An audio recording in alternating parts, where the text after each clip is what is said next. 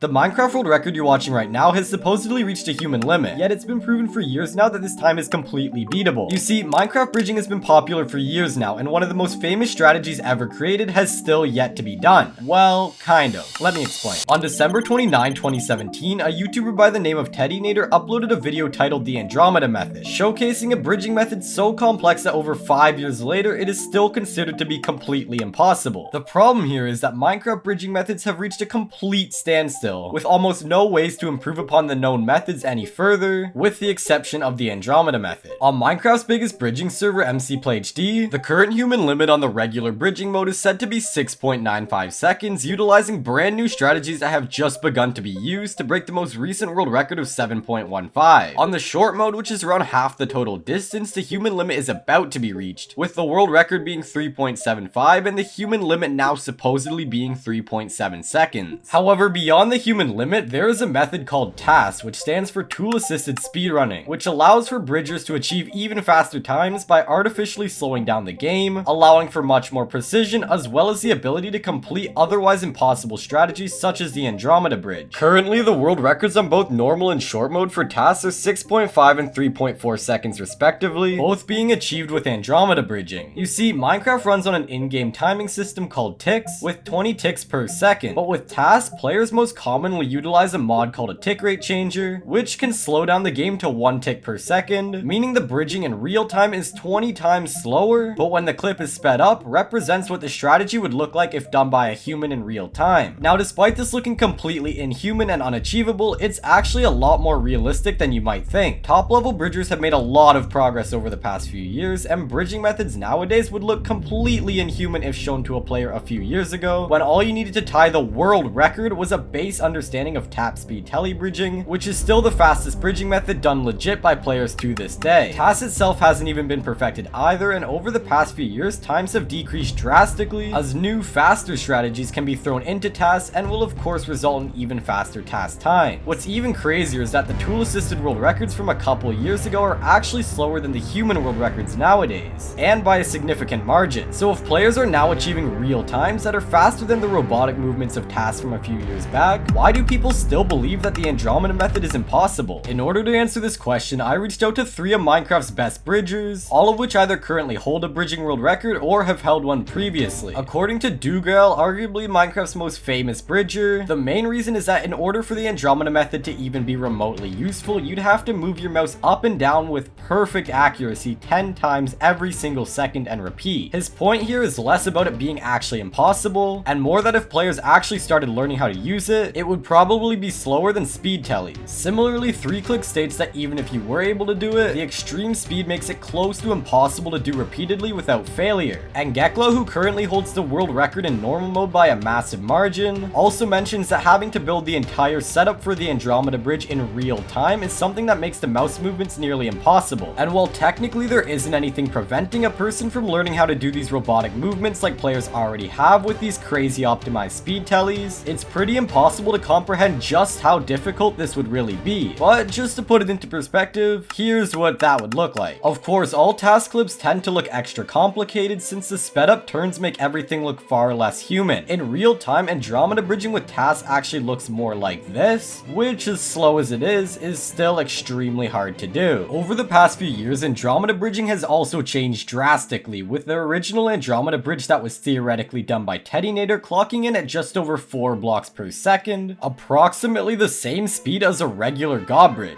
Nowadays, however, Andromeda bridging strategies using TAS have a speed of just under 8 blocks per second horizontally at around 7.6 blocks per second. For comparison, tap speed tellies have a maximum speed of around 6.9 blocks per second without the use of TAS, and around 7.3 blocks per second with TAS. In order to even obtain these numbers, players have to utilize a strategy called gaining momentum, which allows them to actually gain in-game momentum during their bridge, despite turning around multiple times per second. Without this strategy, the maximum speed of a tap speed telly is a slightly slower 6.67 blocks per second, almost an entire block per second slower than a perfect Andromeda bridge. Now, despite this being such a minimal difference in the scheme of things, in bridging, absolutely every tick counts, and being able to go those extra few blocks makes a massive difference. So if this strategy is clearly the best way to break a world record, why aren't many bridgers bridgers making any effort to learn it. Well, for the most part, this is due to 99.9% of the bridging community still having other known strategies to use to improve their times, as every player except the literal world record holders has many strategies they can still use to improve their times. Apart from this, the method simply has far too much room for error for players to ever do it consistently. Of course, the same thing was said a year ago about chain 4-block flat tellies, which now are something that every good player can do with ease. In my opinion, this is by far the biggest issue with bridging. Despite incomprehensible amounts of progress being made over the past few years, bridgers still tend to have a very limiting mindset when it comes to what's actually possible. Even after reaching a supposed human limit for the 5th time in April 2023, there are still players creating new strategies that now appear to be even faster. When it comes to Andromeda bridging, the only attempts that players have made at turning this method into a reality are either through improving at tasks or creating cheats that allow the method to become much easier. It goes without saying that players have become drastically faster within the slowed down version of the game, as with more practice, Andromeda bridging has now reached nearly its maximum speed in task mode. But some players aren't as patient, which is why some have tried less legit strategies, such as removing Minecraft's CPS cap in order to make the Andromeda bridge even faster, or literally creating hacks that use autoplace in order to let the blocks be placed above and below the player without them having to do anything at all. Of course, hacking doesn't actually help towards turning the strategy into a reality, and if anything, portrays Andromeda bridging as a cheater method, something which would of course end up being a massive problem if there ever did come a day where players could do this legit, as it would likely get flagged by server-side anti-cheat softwares and instantly ban players for doing it. Above all else, the problem with players trying to use the Andromeda method legit to break server world records such as on MC Play HD is the sheer amount of time that would have to be dedicated towards learning the strategy. At this point in time, the best bridgers in the world all have thousands of hours of time spent specifically practicing bridging. For example, Dugal and Geklo, arguably the best bridgers in Minecraft history, have 2,100 hours and 2,600 hours respectively, and that's just on one server. To say that learning Andromeda would add at least another 1,000 hours to that time, if not doubling it, is not an exaggeration whatsoever. After all this time, the possibility of there ever being a bridger who can pull this off entirely comes down to someone being so incomprehensibly bored that they decide to learn this crazy difficult method without the help of any tutorials or top level players, as no player has ever done this before. So is Andromeda bridging a viable prediction for the human limit strategy for Minecraft bridging? Probably not. Is what you expected me to say? No, for years I've been making predictions about Minecraft's human limit only for everyone else to disagree with me, say it's impossible, and then it happens a few months later. If you ask me, once we hit the current limits that don't use Andromeda, those few players at the top are going to start learning it. Don't believe me? Well, you'll just have to subscribe and wait so I can prove you wrong.